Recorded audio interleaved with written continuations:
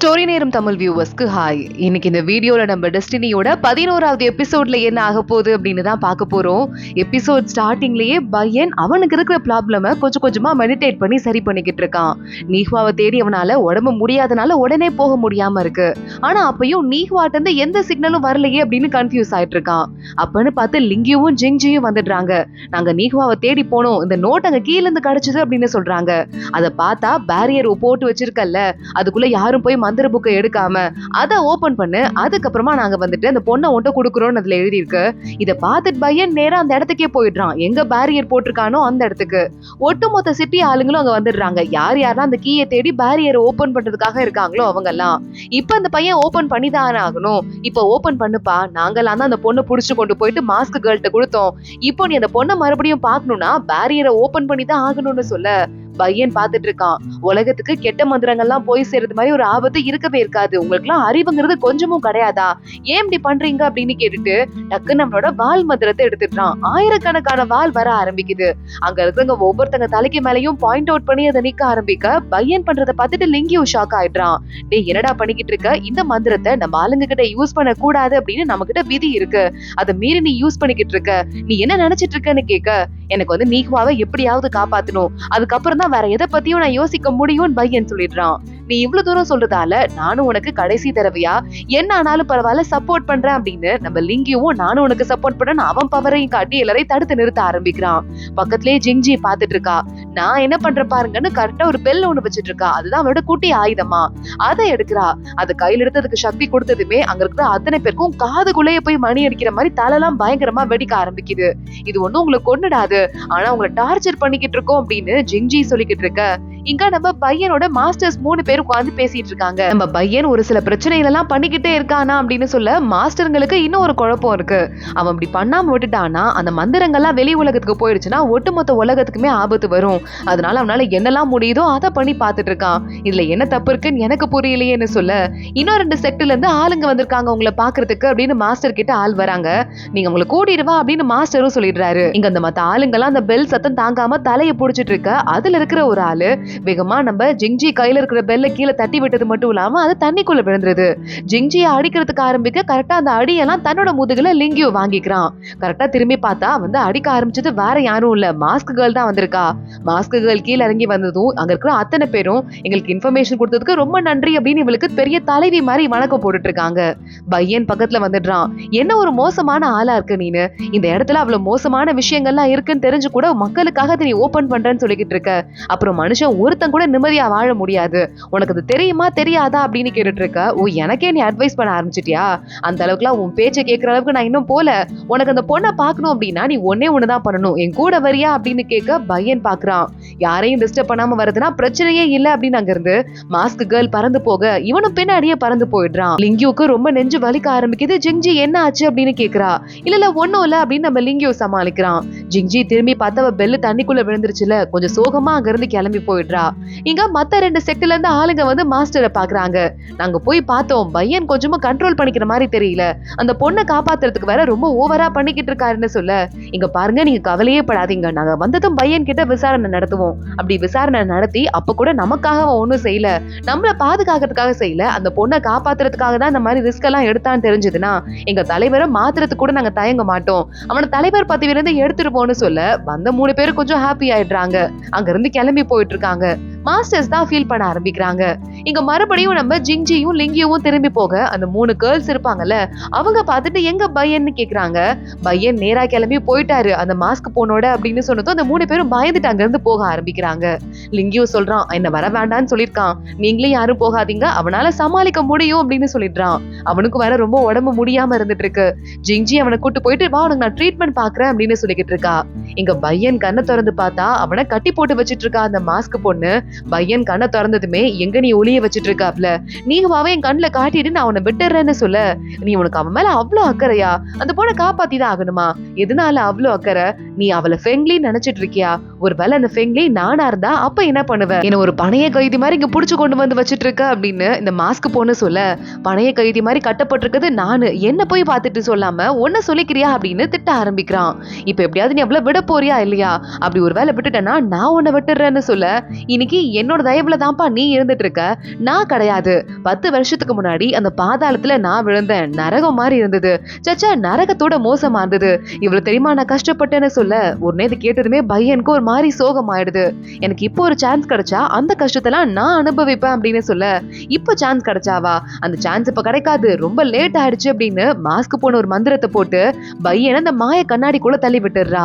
அங்க பார்த்தா ஏதோ பயங்கரமா சத்தம் கேக்குது. பையனால தாங்கிக்கவே முடியல, தலையெல்லாம் வெடிக்கிற மாதிரி இருக்கு. இங்க இன்னொரு பக்கம் டீமன் பிரிவிலேயே இன்னொரு தலைவி ஒரு தீர்ப்பால அந்த 2வது தலைவி வந்துடுறா. அவ கூட அசிஸ்டன்ட், அவ பேரு ஜியும் வந்துடுறா.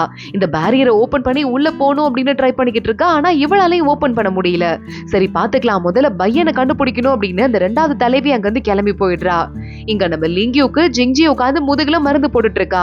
எனக்கு வந்து அட்டாக்க நீயே வாங்கிக்கிட்டேன்னு கேட்க, என்னோட முதுகாவது பரவாயில்ல, உன் முகத்துல அடிபட்டு இருக்கும், அப்புறம் எப்படி உனக்கு கல்யாணம் நடக்கும் அப்படின்னு கேட்க, ஜிங்ஜி பார்த்துட்டு உன்னை பத்தி கவலைப்படு அப்படின்னு சொல்லிக்கிட்டு இருக்கா. மத்த பையனோட 3 அசிஸ்டன்ட்டும் அவர் இங்க ஆபத்துல இருக்கும்போது நம்ம இங்க நின்னுட்டு இருக்கோம், எனக்கு கவலையா இருக்கு அப்படின்னு மாறி மாறி புலம்ப ஆரம்பிக்கிறாங்க. பையன் மறுபடியும் வெளியே வந்துடுறான். மாஸ்க் பொண்ணு வெயிட் பண்ணிட்டு இருக்கா. உன்னை கொன்றவா அப்படின்னு கேட்டுட்டு இருக்கா. எனக்கு கொல்ல மாட்டேன், நீனு கொல்றதா இருந்தா வந்த உடனே கொண்டிருக்கலாம், என்ன நீ எதையோ எதிர்பார்க்கிற, கரெக்டானு கேட்க, கொல்ல மாட்டேன் நான் நினைச்சிட்டு இருக்க அப்படின்னு மாஸ்க் பொண்ணு கேட்கும் போதே அங்க அந்த அரக்க தலைவியும் அவ அசிஸ்டன்ட்டும் வந்துடுறாங்க. நீ யாரு அப்படின்னு சொல்லிட்டு மாஸ்க் பொண்ணு கிட்ட கேட்டுட்டு, இந்த பையன் தான் வந்து கண்டிப்பா பையனா இருக்கணும், இவனை நாங்க கூட்டு போறோம் அப்படின்னு சொல்ல, அப்பதான் அந்த மந்திர கதவு பேரியரை ஓபன் பண்ண முடியும், எங்களுக்கு அதை ஓபன் பண்ணணும் அப்படின்னு சொல்ல, உடனே மாஸ்க் பொண்ணு தாண்டி ஓபன் பண்ணி பார்க்கலாம் அப்படின்னு இவகிட்ட சண்டை போட ஆரம்பிக்கிறா. அரக்க தலைவி பாக்குறா, அரக்க சக்தி உன் உடம்புல இருக்கு, எங்க இருந்து வந்துச்சு, நீ யாரு அப்படின்னு கேட்டுட்டு அவ கூட சண்டை போட ஆரம்பிக்கிறா. அந்த சண்டையில முகமூடி பொண்ணு மேலேயும் அடிபட்டுருது. இந்த சந்தர்ப்பத்தை யூஸ் பண்ணிட்டு பையன் டக்குன்னு தப்பிச்சு வந்து மாஸ்க் பொண்ணை பாக்குறான். மத்த நம்ம 2 பேருக்குள்ள பிரச்சனையை அப்புறம் பாத்துக்கலாம், உன்னை இங்க கூட்டு போறேன் அப்படின்னு மாஸ்க் பொண்ணு அங்க இருந்து கூட்டிட்டு போயிடுறான். அரக்க தலைவி பாக்குறா, இதை சும்மா விடக்கூடாது, அடுத்து நம்ம ஏதாவது பண்ணியே ஆகணும் அப்படின்னு நேரா அங்க இருந்து கிளம்பி போறா. இங்க மாஸ்க் பொண்ணை நம்ம பையன் காப்பாத்தி கூட்டு போயிட்டு, எங்க இருக்கா நீவா, அதை சொல்ல போறியா இல்லையான்னு கேட்க, அதை அப்புறமா பாத்துக்கிறேன் அப்படின்னு சொல்லிட்டு கையில ஒரு சக்தி எடுத்து இவ்வளவு அடிக்கிறதுக்கு ட்ரை பண்ணிட்டு இருக்கா. ஆனா பையனை அட்டாக் பண்ண முடியல. ஆனா அங்க இருந்து விட்டா போதும்னு அந்த மாஸ்க் பொண்ணு ஓடி போயிடுறா. நடக்கிற எல்லாத்தையுமே சொங்கோங்கோட அசிஸ்டன்ட் அங்க இருந்து பாத்துட்டு இருக்கான். இங்க நம்ம ஜிங்ஜி அடுத்து லிங்கியுக்கு மருந்து கொண்டு வந்துட்டு இருக்கா. ஆனா இப்பன்னு பார்த்தா அவனை காணோம், எங்க போனான்னு தெரியல, இவ்வளவு நேரம் ஆச்சு ஆளை காணமே அப்படின்னு சொல்லிட்டு தேடிட்டே கிளம்பி வெளியே போயிட்டு இருக்க. ஆத்தோரமா ரொம்ப கஷ்டப்பட்டு மயங்கி கிடக்குறான் லிங்கியூ. அதை பார்த்ததும் ஜிங்ஜி ஷாக் ஆயிடுறா. நீ என்னடா ஆச்சு உனக்கு அப்படின்னு கேட்டுட்டு இருக்க. ஜிங்ஜி நீ எதுக்கு இங்க வந்த அப்படின்னு மயக்கத்துல இருந்து லிங்கியூ ஏஞ்சிடுறான். நான் உனக்கு காணமே தேடிட்டு வந்தேன், மருந்து ரெடி பண்ணல, குடிக்கலையா, ஆறி போயிடுச்சுன்னு இவ திட்ட ஆரம்பிக்க, கையில இவ காணாம போன மணியை கொண்டு வந்து கொடுக்குறான். இந்த பெல் உனக்கு எவ்வளவு முக்கியம், இது எப்படி நம்ம இங்க விட்டு போக முடியும்னு கேட்க, இதை எடுக்கிறதுக்காக தான் இங்க வந்தியா, இதை ஞாபகம் வச்சுட்டு இருந்தியா, ரொம்ப தேங்க்ஸ் அப்படின்னு நம்ம ஜிங்ஜி பல்ல காட்டிட்டே வாங்கிக்கிட்டு இருக்கா. இங்க அதுக்குள்ள சொங்கோங்க நேரா அந்த மாஸ்க் பொண்ணை கூட்டு போயிடுறான். அவளுக்கு அட்டாக்கும் பண்ண ஆரம்பிக்கிறான். என் பிளானை கெடுக்கிறதுக்காகவே நீ வந்திருக்க, போனா போது அப்படின்னு சொல்லிட்டு நான் உனக்கு மாஸ்க போட்டு விட்டுருக்கேன், இல்லனா வந்துட்டு உனக்கு ஒரு உயிரே கொடுத்துருக்க மாட்டேன், புரியுதா, உன் பழி வாங்குறதெல்லாம் அப்புறம் பாத்துக்கோ, முதல்ல என்னோட பிளானுக்கு முதல்ல ஹெல்ப் பண்ற வழியை பாரு, அதுவும் இல்லாம நான் மறுபடியும் நீவாவை உன்கிட்ட கொடுக்குறேன், எனக்கு அவளை விட நீ ஒண்ணும் அவ்வளவு முக்கியம் கிடையாதுன்னு சொல்ல, நான் தான் அந்த உண்மையான ஃபெங்லி, அவ நீ நினைச்சிட்டு இருக்கியா அப்படின்னு மறுபடியும் மாஸ்க் பொண்ணு கேக்குறா. அவளுக்கு அட்டாக் பண்ணி அவளை மயக்கம் போடவே சொங்கோங் வச்சிடுறான். இங்க மாஸ்க் பொண்ணு மறுபடியும் நம்ம நீவாவை அப்படியே மயக்கத்தோட கூட்டு வந்து அந்த பேரியர் கிட்ட பறக்க விட்டுக்கிட்டு இருக்கா. மாஸ்க் பொண்ணு பக்கத்துல நிக்கிறா.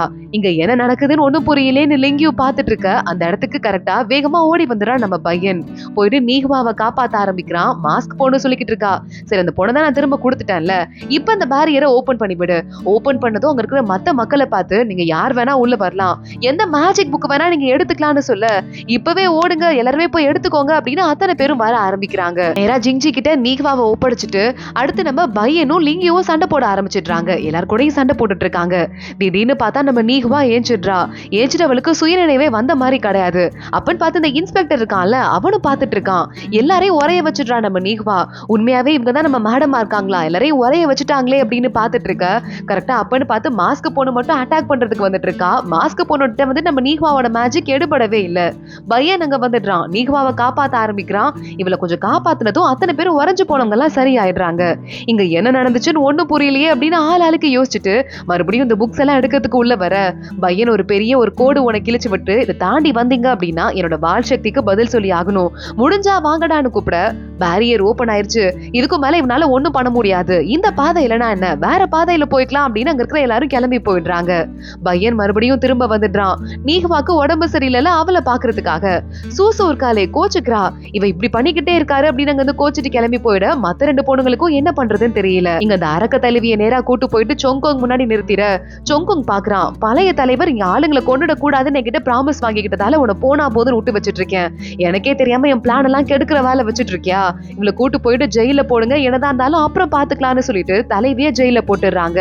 அவ அசிஸ்டன்ட் ஜி இருக்காளே, அவ கணத்துல தலைவி அடிச்சதால ஒரு மார்க் ஒண்ணு இருக்கு. அத சொங்கோங் பாத்துட்டான். இவ்வளவு அழகான முகத்துல இவ்வளவு மார்க் எல்லாம் இருக்கலாமா அப்படின்னு அதை சரி பண்ணி விட்டுட்டு சரி சரி போய் உன் வேலையை பாரு அப்படின்னு மத்த 2 தலைவர்கள் கிட்ட வரான். உங்ககிட்ட ஏதாவது பிளான் இருக்கா, பண்ண போறீங்களான்னு கேட்க உங்க பேச்சை கேட்டு நாங்க எதுவும் பண்ண மாட்டோம், நீங்க தான் லீடர் அப்படின்னு அந்த ஆளு சொல்லிடுறான்.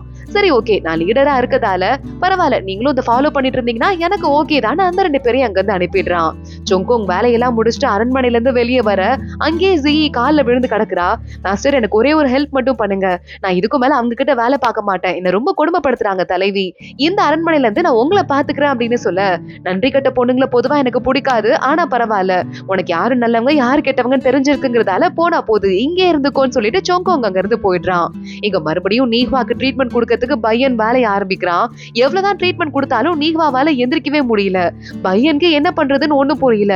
கன்ஃபியூஸ் ஆயிட்டு என் சக்தி எல்லாம் கொடுத்துட்டு இருக்கேன், ஆனா அப்பயும் வந்து இவளால எந்திரிக்கவே முடியலையே அப்படின்னு வந்து போயிட்டு இன்னும் எனர்ஜியா கொடுக்கவே ஆரம்பிச்சுட்டே இருக்கான்.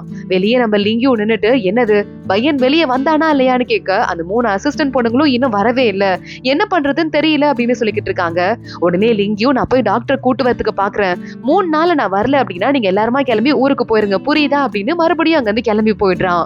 அங்க ஜிங்ஜி வந்துடுறா.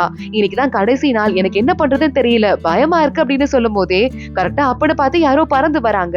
பையன் கதவை திறந்து நொந்து போய் வெளியே வந்துட்டு இருக்கான். அவனை புடிச்சிட்டு டக்குன்னு அவனுக்கு ஏதோ சிக்னல் எல்லாம் கொடுத்து ட்ரீட்மெண்ட் எல்லாம் பார்த்து அவன் வாயில ஏதோ ஒரு மாத்திரையை போட்டுட்டு விறுவிறுன்னு ஒயினை குடிக்க ஆரம்பிச்சிடுறாங்க. பார்த்தா ஜிங்ஜி பின்னாடியே ஓடி வரான். யாரு தடுக்காதீங்க, நான் கூட்டு வந்த டாக்டர் அவர் தான் அப்படின்னு. இவர் தான் அந்த டாக்டரா, நல்லா ஒயினை குடிச்சு ஜாலியா இருக்காரு. கொஞ்ச நேரத்திலேயே பையன் எந்திரிச்சிடுறான். அப்பாடா ஏஞ்சிட்டான், என் ஃபீஸை கொடுங்க, எல்லா ஒயின் பாட்டிலையும் நான் வாங்கிட்டு கிளம்புறேன்னு சொல்ல நீங்க ட்ரீட்மெண்ட் பார்க்க வேண்டியது எனக்கே கிடையாது அப்படின்னு பையனே சொல்லிடுறான். எனது ட்ரீட்மெண்ட் பார்க்க வேண்டியது இவனுக்கு கிடையாதா, நான் ஒருத்தங்களுக்கு மட்டும் தான் ட்ரீட்மெண்ட் பார்ப்பேன், அதுக்காக தான் அந்த ஒயினை வாங்கிக்கிட்டேன், எனக்கு தெரியாது இன்னும் எவ்வளவு ஒயின் கொடுப்பீங்கன்னு கேட்க 10 கேன் ஒயின் தரேன் அப்படின்னு பையன் சொல்லிடுறான். உடனே இந்த டாக்டரும் உள்ள வராரு, நீஹ்வாவை பாக்குறாரு. இந்த பொண்ணு கிட்ட உடம்பு சரியில்லாத மாதிரியே இல்லையேடா அப்படின்னு கேட்க உடனே சூசு சொல்றா, ஏன்னா எங்க பாஸ் எல்லா சக்தியும் இந்த பொண்ணுக்கு கொடுத்து வச்சிருக்காரு, சோ அந்த மாதிரி இருக்காது அப்படின்னு சொல்ல எல்லாரும் வெளியே போங்க, அப்பதான் அந்த பொண்ணுக்கு நான் ட்ரீட்மெண்ட் பாப்பேன்னு சொல்ல எனக்கு ட்ரீட்மெண்ட் பார்க்க தெரியாதுன்னு வேணா சொல்லு அப்படின்னு ஜிங்ஜி பெரியவர்கிட்ட கலாய்க்க ஆரம்பிக்கிறா. போனா போதும் சின்ன பொண்ணா இருக்கேன்னு உன விடுறேன், எல்லாம் வெளியே ஓடி போங்கன்னு சொல்ல பையனை தவிர அத்தனை பேரும் அங்க இருந்து வெளியே போறாங்க. அதோட தான் இந்த எபிசோட் முடியுது. அடுத்து என்ன ஆக போகுது தொடர்ந்து பார்க்கலாம். இந்த வீடியோவை லைக் பண்ணிக்கோங்க, மறக்காம நம்ம சேனலுக்கு சப்ஸ்கிரைப் பண்ணிட்டு பெல் ஐக்கனையும் கிளிக் பண்ணிக்கோங்க. அடுத்த வீடியோல பார்க்கலாம். அது வரைய பாய்.